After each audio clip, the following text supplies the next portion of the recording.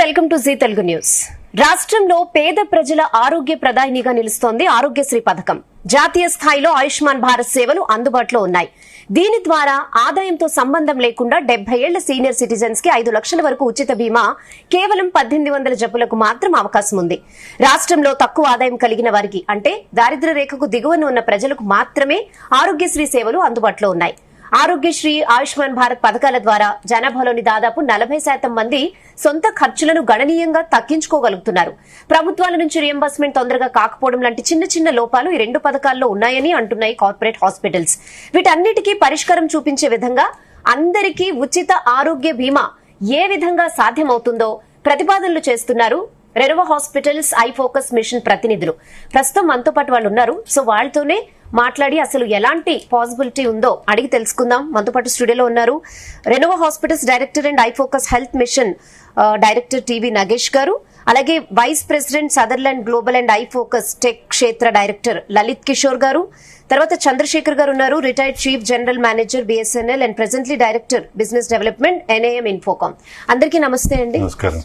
So నిజంగా చాలా మంచి విషయం, ఎందుకంటే హెల్త్ అనేది ప్రతి ఒక్కరికి ఇప్పుడు చాలా చాలా ఇంపార్టెంట్. సో ఇంత పెద్ద మిషన్ మీరు తేవాలనుకుంటున్నారు ప్రజల కోసం. ఉచిత బీమా అంటేనే వినడానికి చాలా ఆనందంగా ఉంది, కానీ అసలు ఎలా సాధ్యం? ఇప్పుడున్న కార్పొరేట్ వైద్య విధానాల్లో అసలు ఇది పాసిబుల్ అవుతుందా అంటే ఏం చెప్తారు? డెఫినెట్ గా పాసిబుల్ అవుతుందండి. అంటే అందరికీ ఉచిత వైద్యం అందించాలి అని అనుకుంటే గవర్నమెంట్ కి ఒక పెద్ద సవాల్ లాంటిది. కానీ అసాధ్యం మాత్రం కాదు. అది ఎలా సాధ్యమో ఒక ప్రపోజల్ తీసుకొచ్చాం మేము. అది ఆరోగ్య భారత్ వన్ హెల్త్ కార్డ్ అనే ఒక కార్డును రూపొందించడం జరిగింది. ఈ కార్డులో ఏంటంటే ప్రతి ఒక్కరికి, ప్రతి పౌరుడికి ఉచిత బీమా అందుతుంది అనమాట. అది ఎలా అందుతుందో మేము చెప్పబోతున్నాం. అంటే ఉదాహరణకి మనం ప్రజలను తీసుకుంటే జనాభాలో బిలో పావర్టీ లైన్ వాళ్ళకి ఆరోగ్యశ్రీ, ఆయుష్మాన్ భారత్ లాంటి సేవలు అందుబాటులో ఉన్నాయి. యాక్చువల్గా సంపన్నులందరికీ, సంపన్న వర్గాలకు కూడా వాళ్ళకి డబ్బులు ఉన్నాయి కాబట్టి వాళ్ళ యొక్క పెద్ద పెద్ద కార్పొరేట్ స్థాయిలో వాళ్ళకి హెల్త్ కార్డ్స్ ఉండి, సంపన్నులకి డబ్బులుండి కూడా మంచి మంచి హెల్త్ కార్డ్స్ తీసుకొని వాళ్ళు ట్రీట్మెంట్ తీసుకుంటున్నారు. ఇక్కడ జరిగేది ఏంటంటే మిస్సింగ్ మిడిల్ క్లాస్ వాళ్ళు అసలు కార్పొరేట్ హాస్పిటల్కి వెళ్ళలేక చాలా ఇబ్బంది పడుతున్నారు. హాస్పిటల్లో ట్రీట్మెంట్ చేసుకోవాలని చాలా ఇంట్రెస్ట్ ఉంటుంది, అక్కడ డాక్టర్ చాలా మంచివాడు అని ఒక నమ్మకంతో వెళ్తారు. కానీ అక్కడ వెళ్ళాలంటే వాళ్ళకి ఎటువంటి కార్డులు వాళ్ళకు ఉండవండి. ఈ బిలో పావర్టీ లైన్ వాళ్ళకి ఆరోగ్యశ్రీ, ఆయుష్మాన్ భారత్ ఉంటుంది. అబోవ్ అంటే మిడిల్ క్లాస్ అంటే సంపన్నులందరికీ కూడా వాళ్ళకి డబ్బులు ఉంటాయి, మంచి మంచి హెల్త్ కార్డ్స్ ఉంటాయి. కానీ మిడిల్ క్లాస్ వాళ్ళకి ఏంటంటే వాళ్ళకి మిడిమిడి జీవితాలు ఉంటాయి. ఆ జీవితాల్లో వాళ్ళకి ఒక కార్డు తీసుకోవడం అంటే కూడా వాళ్ళకి చాలా, హెల్త్ కార్డు తీసుకోవడం అంటే కూడా చాలా కష్టం.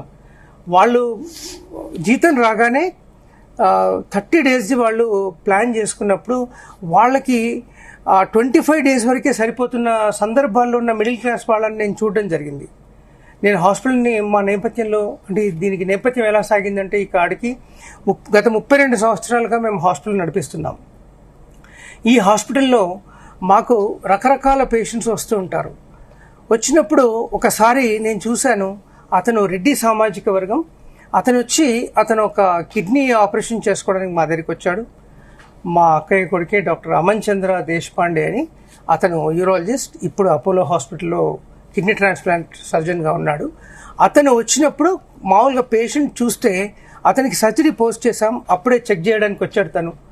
ఆ చూడగానే అక్కడ ఏమైందంటే ఆ పేషెంట్ 2-3 days ఓల్డ్ బ్రెడ్ అంటే రాగి రొట్టెని తీసుకొని నీళ్ళల్లో పెట్టుకొని తింటున్నాడు ముసలాయన.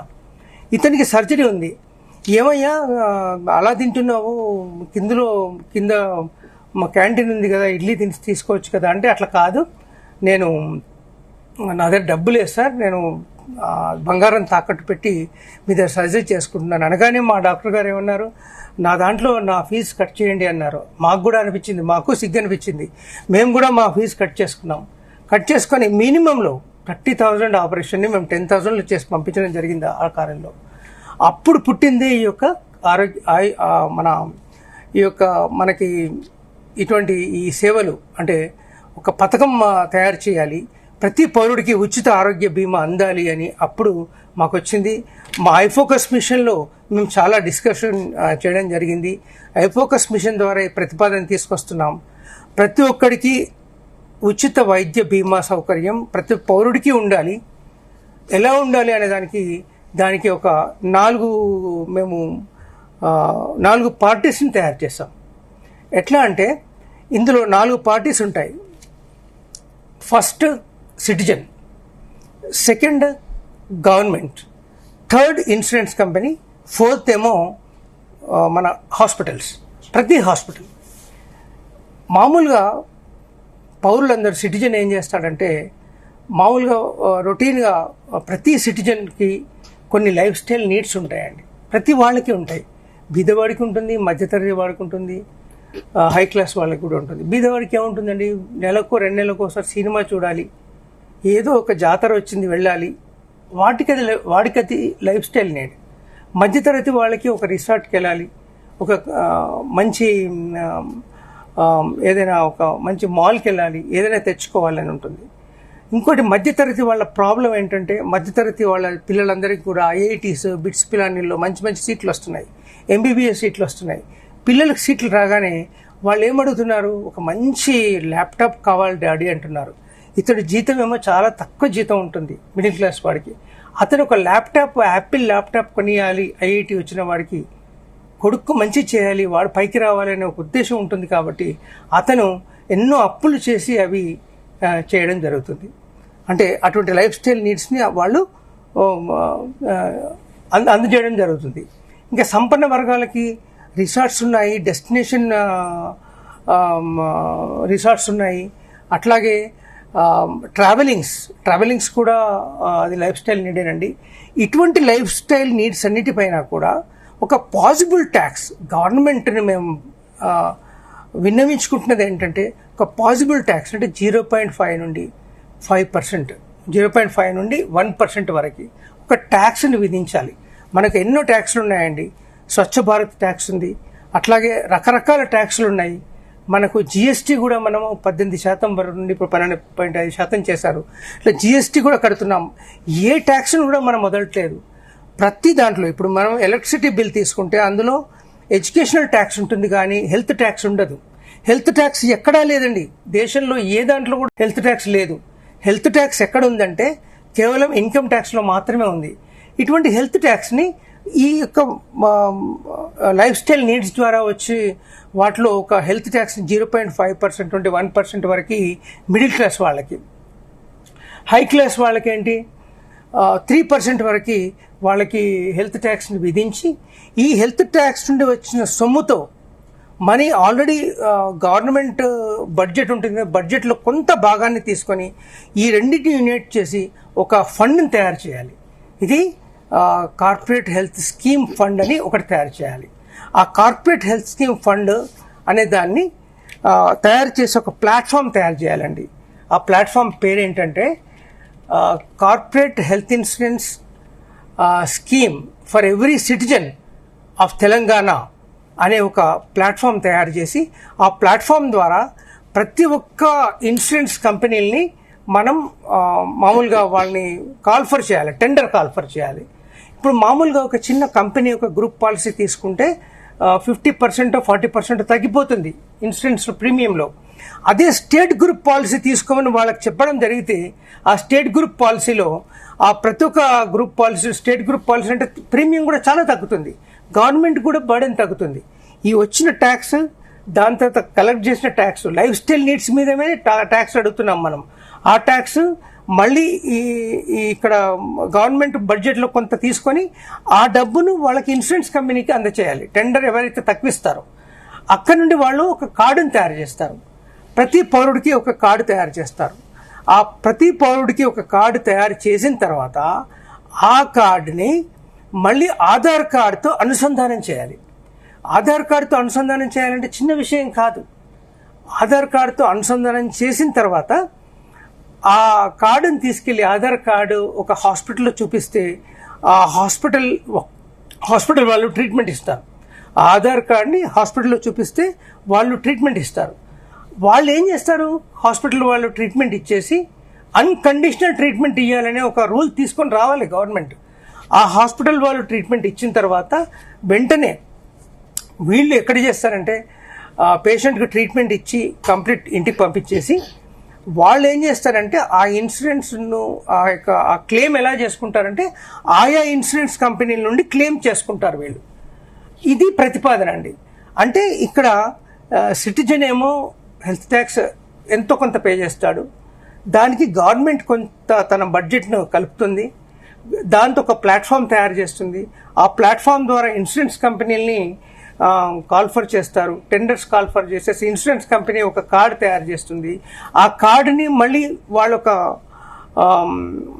ఆధార్ కార్డుతో అనుసంధానం చేస్తారు. ఆధార్ కార్డే మనకు కంప్లీట్ మన పవర్ఫుల్ వన్ హెల్త్ కార్డుగా తయారవుతుంది అనమాట. కార్పొరేట్ వన్ హెల్త్ కార్డుగా తయారవుతుంది. ఆ కార్డుని చూపిస్తే ప్రైవేట్ హాస్పిటల్లో కానీ గవర్నమెంట్లో కానీ ఏ హాస్పిటల్లో కూడా వాళ్ళు ఫ్రీగా ఉచితంగా వైద్యాన్ని పొందవచ్చు. ఉదాహరణకు ఒక 5 లక్షల కార్డు తీసుకున్నారు అనుకుందాం. ఈ 5 లక్షల కార్డు వాళ్ళకు ప్రతి ఒక్కళ్ళకి ఇచ్చినప్పుడు ఆ 5 లక్షల కార్డుని వాళ్ళు ఉపయోగించుకొని వాళ్ళు ఒక గవర్నమెంట్ హాస్పిటల్కి వెళ్ళారు. ఒక ప్రొసీజర్ ఉందండి. ఆ ప్రొసీజర్కి గవర్నమెంట్లో ఒక 20,000 ఖర్చు వస్తుంది. అదే ప్రొసీజర్కి ఒక నర్సింగ్ హోమ్ లాంటి స్థాయి హాస్పిటల్కి వెళ్తే 30-35 వేలు ఖర్చు వస్తుంది అనుకోండి. అదే మల్టీ స్పెషాలిటీకి వెళ్తే 50-55 వేల ఖర్చు వస్తుంది అనుకోండి. వాళ్ళ మెయింటెనెన్స్ బట్టి అలా ఉంటాయి కాబట్టి. అదే కార్పొరేట్ హాస్పిటల్కి వెళ్తే, కార్పొరేట్ అంటే national accreditation board of hospitals, అంటే వాళ్ళ క్వాలిటీ వైద్యాన్ని అందించాలి అని ఒక అన్ని చెకింగ్ చేసి వాళ్ళ క్వాలిటీ వైద్యం అందించాలని చెప్తారు. ఈ క్వాలిటీ వైద్యం అనేది నేనేమంటున్నానంటే ప్రాథమిక హాస్పిటల్ నుండి, నర్సింగ్ హోమ్స్ నుండి, మల్టీ స్పెషాలిటీ నుండి కార్పొరేట్ వారికి అందరూ కూడా క్వాలిటీ వైద్యం అందించే దిశగా ప్రయాణించాలి. అందరికీ క్వాలిటీ వైద్యం అనేది ఈ కార్డు తీసుకుపోయినప్పుడు అందరికీ క్వాలిటీ వైద్యం ఉచితంగా అందాలి. ఈ క్వాలిటీ వైద్యం అందించిన తర్వాత వీళ్ళు ఏ ఆరోగ్యశ్రీనో ఆయుష్మాన్ భారత్ను అడగకుండా వీళ్ళు ప్రతి ఒక్కరు కూడా, అంటే ఈవెన్ గవర్నమెంట్ హాస్పిటల్లో వెళ్ళినా కూడా వాళ్ళు కూడా ఇన్సూరెన్స్ నుండే క్లెయిమ్ చేసుకోవాలి. ప్రతి ఒక్కరు ఇన్సూరెన్స్ నుండే క్లెయిమ్ చేసుకోవడం వలన గవర్నమెంట్కి బర్డెన్ తగ్గుతుంది, ప్రజలకి బర్డెన్ తగ్గుతుంది, గవర్నమెంట్ మీద నమ్మకం ఏర్పడుతుంది, ఒక గవర్నమెంట్ మీద నమ్మకం ఏర్పడుతుంది. ఓకే లలిత్ గారు, సో నిజంగా ఇది పాసిబుల్ అంటారా? మరి ఇప్పుడున్న వైద్య విధానంలో అంతా ఫ్రీగా ఇద్దామని మీ ప్రపోజల్, సో ఎంతవరకు టెక్నికల్ గా దీని ఛాన్సెస్ ఉంటాయంటారు? టెక్నికల్ గా చాలా హెల్ప్ ఇవాళ మనం తీసుకోవచ్చు దీనికి. బికాస్ ఆఫ్ ఏ ద్వారా కూడా మనం దీన్ని చాలా తీసుకురావడం. ఒకటి డాక్టర్ గారు చెప్పినట్టు, ఒకటి ఇన్సూరెన్స్ కార్డ్ అనేది ఒక భరోసాగా ఫస్ట్ నిలుస్తుంది ప్రతి ఒక్కరికి. ఎప్పుడైతే అందరికీ ఇన్సూరెన్స్ కార్డు ఇస్తామో టెక్నికల్ గా చాలా ప్రాబ్లమ్స్ కూడా వస్తాయి అనమాట. అంటే number of people approaching government కానీ, లేకపోతే హాస్పిటల్స్ అప్రోచ్ అయినప్పుడు ఆ ఫాల్స్ క్లెయిమ్స్ కానీ, ఇవన్నీ కూడా ఉండే ఛాన్సెస్ ఉన్నాయి. ఇక్కడే మనం టెక్నాలజీ హెల్ప్ కూడా తీసుకోబోతున్నాము. ఒక సిస్టమేటిక్ గా ఈ ప్రాసెస్ ని ఇంప్లిమెంటేషన్ చేయడానికి హై అండ్ టెక్నాలజీ సపోర్ట్ మనం తీసుకొని, ఫర్ ఎగ్జాంపుల్ ఎవరికి ఏ ప్రాబ్లం వచ్చినా ఫస్ట్ ఒక ఆర్టిఫిషియల్ ఏజెంట్స్ తోటి మనం వీటిని ఎలా ఎనేబుల్ చేసి వాళ్ళకున్న డౌట్స్ అన్ని క్లారిఫై చేసేటట్టు. ఎందుకంటే వాళ్ళ ఇన్సూరెన్స్ మీరు ప్రైవేట్గా తీసుకున్నా లేకపోతే గవర్నమెంట్ తీసుకున్నా అసలు అవగాహన కూడా చాలా లోపం ఉంది ప్రజల్లో కూడా. సో దీన్ని కూడా మనం ఎనేబుల్ చేసేటట్టు టెక్షేత్ర ఐఫోకస్ టెక్షేత్ర మిషన్ నుంచి మనకు సిస్టమ్ని కూడా బిల్డ్ చేస్తున్నాం. వేరే ఆధార్ కార్డు, ఈ హెల్త్ కార్డు మనం ఒక యూనిక్ వేలో ఎట్లయితే మనం ఆధార్ కార్డు బిల్డ్ చేసినప్పుడు ఒక పెద్ద ఇన్ఫ్రాస్ట్రక్చర్ సిస్టమ్ బిల్డ్ చేశారో, ఇప్పుడు ఆ యూపీఐ అని చెప్పి ఆర్బీఐ వాళ్ళు ఒక మంచి సిస్టమ్ని బిల్డ్ చేశారో, అట్లా దీన్ని సీమ్లెస్గా ఇంప్లిమెంటేషన్ చేయడానికి కూడా మనం టెక్నాలజీని ఎనేబుల్ చేయబోతున్నాం ఇక్కడ.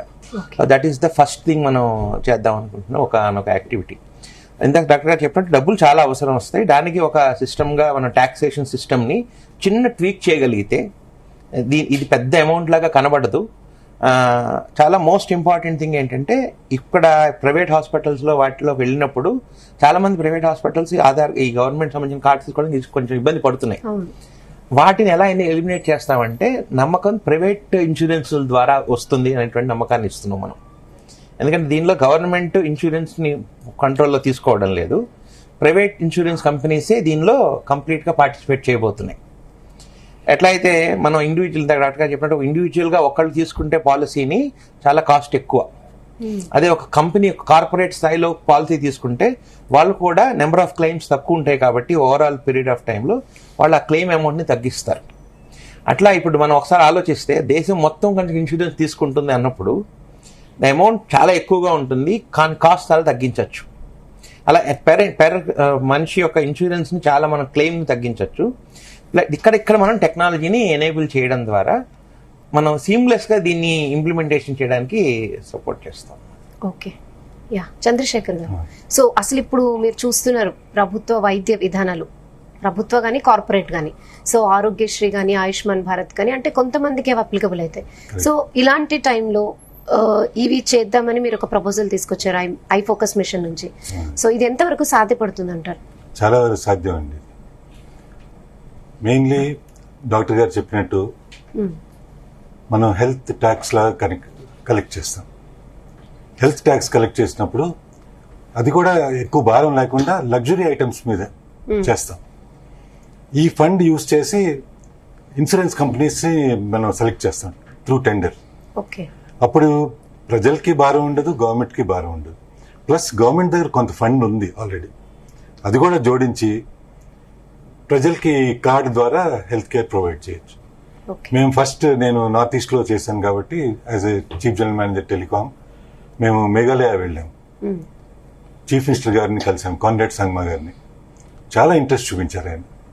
వీల్ డెఫినెట్లీ ఇంప్లిమెంట్ అండ్ మేము తప్పకుండా ఈ వాల్యూ కూడా పెంచుతామని చెప్పి ఆయన చెప్పారండి. అప్పుడు చాలా హెల్ప్ అవుతుంది, డెఫినెట్ గా హెల్ప్ అవుతుంది. ఇందులో ప్రభుత్వ ప్రైవేట్ భాగస్వామ్యం అనేది చాలా బెస్ట్ పాలసీ ఇన్ ఇండియా అండి.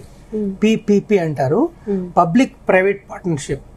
నగరాల్లోనే కాకుండా గ్రామీణ జిల్లాల్లో కూడా ప్రత్యేక వైద్య సంరక్షణ బాధ్యతను కార్పొరేట్ హాస్పిటల్స్ కి అప్పగించడం. ఇప్పుడు ఏమైతే అందరికీ కార్డ్స్ ఇచ్చినప్పుడు ఈ ప్రైవేట్ హాస్పిటల్స్, ఇప్పుడు కార్పొరేట్ హాస్పిటల్ నగరాల్లోనే కాకుండా గ్రామీణ జిల్లాల్లో కూడా వెళ్ళి అక్కడ కూడా వాళ్ళు ఎస్టాబ్లిష్ చేస్తారు. ఎందుకంటే అందరికీ ఒకే ఏకీకృత కార్డు ఉంటుంది కదండి, అందరికీ కార్డు అదే లక్ష్యం, అదే కాంపోనెంట్ ఉంటుంది, అదే క్లెయిమ్స్, ప్రతి ఒక్కరికి ఒకే రకమైన క్లెయిమ్స్ వస్తాయి. కాబట్టి వారు ఊర్లలోకి కూడా వెళ్ళి వాళ్ళు కార్పొరేట్ హాస్పిటల్ వాళ్ళు వైద్యాన్ని అందించడానికి వెనుకాడరు. ఇందులో ఏమైతుందంటే పబ్లిక్ ప్రైవేట్ పార్ట్నర్షిప్ లో వైద్య సంరక్షణ బాధ్యతను ప్రైవేట్ కార్పొరేట్ హాస్పిటల్కి అప్పగిస్తాం. ఈ కాన్సెప్ట్ ద్వారా మనకు win win win win situation ఎదురవుతుందండి. మొదటి విన్ సిచ్యువేషన్ ఏంటంటే సిటిజన్ ప్రతి ఒక్కరికి కూడా క్వాలిటీ వైద్యం ఉచితంగా అందుతుంది. దాని తర్వాత సెకండ్ విన్ ఏంటంటే ఈ ఫండ్స్ అనేవి గవర్నమెంట్ ద్వారా ఇన్సూరెన్స్ కంపెనీ ద్వారా వెళ్ళి వైద్యం అందుతుంది. కాబట్టి ట్రాన్స్పరెన్సీ ఉంటుంది. ఒక పేషెంట్ ట్రీట్మెంట్ తీసుకున్న తర్వాత వెంటనే అతని సెల్ ఫోన్లో ఇన్ఫర్మేషన్ వస్తుంది, నీ దాంట్లో 6,000 రూపాయలు నీకు ఖర్చు అయ్యాయి, 6,000 రూపాయలు నీ ఇన్సూరెన్స్ డబ్బులో కట్ అయిపోయి అని తెలుస్తుంది అనమాట. అంటే ఒక హెల్త్ మినిస్టర్ దగ్గర నుండి ఒక సామాన్య పౌరుడి వరకు కూడా అసలు ఎంత ఖర్చు అవుతుంది అనే దానికి ట్రాన్స్పరెన్సీ ఇక్కడ ఉంటుంది. This is a best win situation in Telangana. It will be A. And and third win situation ఏంటంటే ఇన్సూరెన్స్ కంపెనీస్ ద్వారా స్టేట్ గ్రూప్ పాలసీ వాటిని దృష్టిలో పెట్టుకుని ప్రీమియం చాలా తగ్గించడం వలన గవర్నమెంట్కు భారం తగ్గుతుంది, సగటు పౌరుడికి ఉచిత వైద్యం అందుతుంది. దాని తర్వాత ఫోర్త్ విన్ ఏంటంటే both government hospitals private hospital footfall పెరుగుతుంది. ఇప్పుడు గవర్నమెంట్ హాస్పిటల్లో ఉన్న డాక్టర్లు 3 గంటల వరకే ఉంటారండి, స్పెషలిస్టులు అందరూ కూడా. వారికి ఏముంటుంది, వాళ్ళకి జీతం మాత్రమే వస్తుంది. ఇప్పుడు ఇటువంటి వైద్యం చేయడం వల్ల గవర్నమెంట్ హాస్పిటల్లో పేషెంట్స్ వెళ్ళి ఈ కార్డు చూపించడం వల్ల వాళ్ళకి ఇన్సూరెన్స్ కంపెనీ నుండి కూడా డబ్బులు వస్తాయి. కాబట్టి వాళ్ళు కూడా 24 అవర్స్ ఇష్టపూర్వకంగా క్వాలిటీ వైద్యాన్ని అందించడానికి ఇష్టపడతారు. మా హాస్పిటల్కి ఎక్కువ రావాలి పేషెంట్స్ అని ప్రతి ఒక్క డాక్టర్ భావిస్తాడు. అలా ప్రతి ఒక్కరు క్వాలిటీ వైద్యం అందించడం వల్ల సగటు పౌరుడికి న్యాయం జరుగుతుందని మా ఉద్దేశం. ఈ విధానం వలన ఆరోగ్య తెలంగాణ సాధిస్తాం. మనం తప్పకుండా ఆరోగ్య తెలంగాణ, బంగారు తెలంగాణ పక్కకు పెట్టండి, ఆరోగ్య తెలంగాణ సాధిస్తాం. దేశానికి మన రాష్ట్రం ఆదర్శం అవుతుంది. మన Telangana will become a role model to India అనేది మా ఉద్దేశం. ఓకే, అంటే ఇప్పుడు ఈ ప్రతిపాదన మీరు ప్రభుత్వం ముందు పెట్టారా? ప్రభుత్వం ముందు పెట్టడం కోసమే మీ మాధ్యమం ద్వారా వెళ్తున్నాం మేము. ఎందుకంటే ప్రభుత్వం దగ్గరికి వెళ్ళాలంటే ఎన్నో ఒడిదిడుకులు ఉంటాయి. ఎంతో మందిని క్రాస్ చేసుకుంటూ వెళ్ళాలి. ప్రతి ఒక్కరికి ఇంతసేపు వినే ఓపిక లేదు, ఎవరి పనులు వాళ్ళకున్నాయి. అందుకే మీ మాధ్యమాల ద్వారా వెళ్ళాలి అనే ఒక సదుద్దేశంతోనే జీ న్యూస్ దగ్గరికి రావడం జరిగింది. ఓకే, మాకు దీనికోసం యాక్చువల్గా ఈ హెల్త్ కేర్ ఫర్ ఆల్, ఆరోగ్య భారత్ వన్ హెల్త్ కార్డ్ అని మేము దీనికోసం ఈ మొత్తం ప్రతిపాదన రూపొందించాం. మేము గవర్నమెంట్ మాకు అవకాశం ఇస్తే మేము పవర్ పాయింట్ ప్రజెంటేషన్ ఇవ్వడానికి రెడీగా ఉన్నాం.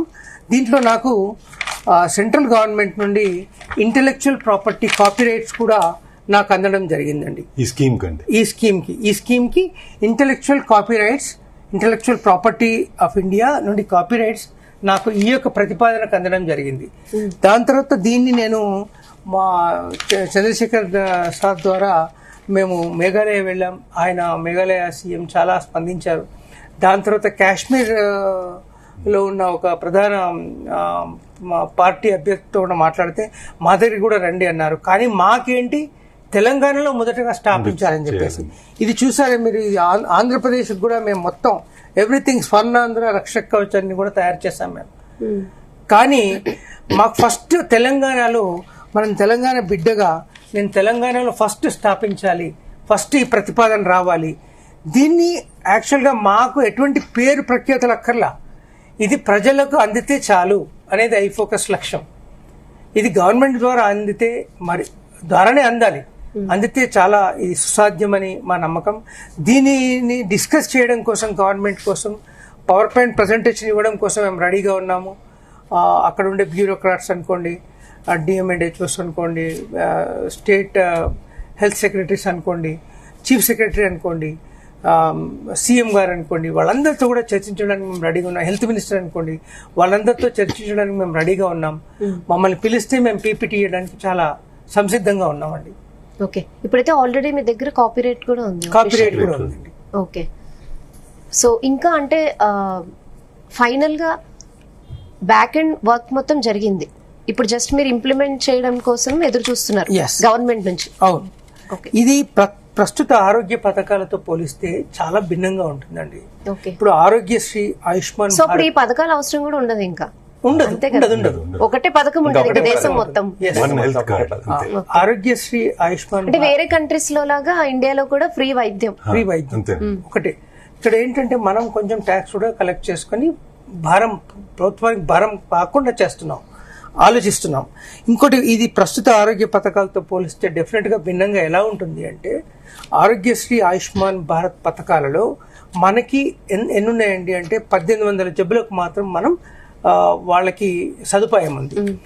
ఈ యొక్క కార్డు ద్వారా కనీసం ఇన్సూరెన్స్ కంపెనీ ద్వారా వెళ్తుంది కాబట్టి 4000 నుండి 4500 జబ్బులకు, ఆల్మోస్ట్ అన్ని జబ్బులకు వర్తిస్తాయి, అన్ని జబ్బులకు కవరేజ్ ఉంటుంది. ఇప్పుడు పేదవారు ఉన్నారండి, పేదవారికి కూడా వాళ్ళకి 1800 జబ్బులకే ఉన్నాయి. వారికి ఒక డెంగ్యూ ఫీవర్ వస్తే ఇందులో కవరేజ్ లేదండి. ఒక అపెండిసైటిస్ ఆపరేషన్ వస్తే ఇందులో కవరేజ్ లేదు. హెర్నియాకు కవరేజ్ లేదు. ఇట్లా రొటీన్ జబ్బులకు అసలు కవరేజ్ లేదండి ఇప్పుడున్న పథకాలలో. అంటే క్షమించాలి, నేను ఎవరిని తప్పుపట్టడం లేదు, నేను అందరికీ ఆరోగ్యం కావాలని ఒక సదుద్దేశంతో మాట్లాడుతున్నాను, అంతే తప్పించి ఎవరిని తప్పుపట్టే ఉద్దేశం లేదు. అలా తయారు చేసిన 1800కే కాకుండా 4000 జబ్బులకు కూడా మనం ట్రీట్మెంట్ ఇవ్వచ్చు అనేది ఒక సదుద్దేశంతో మాట్లాడుతున్నాను. అంటే సర్వే జన సుజనా భవంతు, సర్వే సుజనా సుఖినో భవంతు అంటూ మా యొక్క గురువు గారి సందేశం, సద్గురు శివానందమూర్తి గారు ఈ సందేశాన్ని ఇచ్చారు. కన్నులు తెరిస్తే దేశాన్ని, కళ్ళు మూస్తే దైవం, కనులు మూస్తే దైవాన్ని, కన్నులు తెరిస్తే దేశాన్ని చూస్తూ భారతీయులుగా జీవిస్తూ ప్రతి ఒక్కరూ సర్వే జన సుజనా భవంతు, సర్వే సుజనా సుఖినో భవంతు అంటూ జీవించాలి అని ఆయన ఇచ్చిన సందేశాన్ని దృష్టిలో పెట్టుకొని మా ఈ ఆలోచన ఒకటి పుట్టింది. దీన్ని గవర్నమెంట్ ముందు పెడుతున్నాం. అసలు ఈ మాధ్యమం ద్వారా గవర్నమెంట్ దగ్గరికి వెళ్తే మేము జీనియస్ వాళ్ళకి జీవితాంతం మేము ఎప్పటికీ రుణపడి ఉంటాం. Okay, so thank you so much Nagesh గారు, లలిత్ గారు, చంద్రశేఖర్ గారు. సో చాలా మంచి ఒక ఉద్దేశంతో ఒక మిషన్ ద్వారా మన దేశంలో వన్ హెల్త్ కార్డ్ తో ముందుకు రావాలనుకుంటున్నారు. డెఫినెట్ గా సక్సెస్ అవ్వాలని మేము కూడా మనస్ఫూర్తిగా కోరుకుంటున్నాం, ఎందుకంటే మేము కూడా అందులో భాగం అవుతాం కాబట్టి. Thank you so much. Thank you. So చూసాం కదా special live. Stay tuned to Zee Telugu news.